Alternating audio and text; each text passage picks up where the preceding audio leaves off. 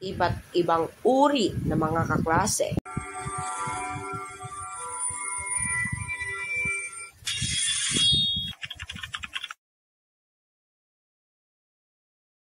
Unahin natin, Boy Maingay.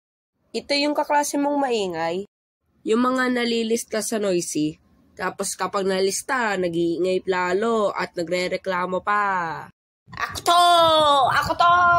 to, si Boy Maingay! Ako to! Pre, patang ingay talaga ni Boy Ingay. Tingnan mo naman, nasa lamesa na nagpe-perform. Pangalawa naman sa lahat, si Boraot. Ito yung mga kaklase mo, lagi nang hihingi sa'yo kada 1/4, 1/2, crosswise, lengthwise, o mga pagkain pa man yan. Uy pre, penging 1/4. Sige, ito na. Huwag ka na hihingi mamaya ha. Sige. A few moments later. Pre, pengin ang name tag mo. Pangatlo naman sa lahat, si Tahimik. Ito yung mga kaklase mong tipong napakahina ng boses. Nang siya sasagot sa teacher para makasagot ng isang tanong, hindi marinig ng maayos ng teacher dahil sa sobrang hina.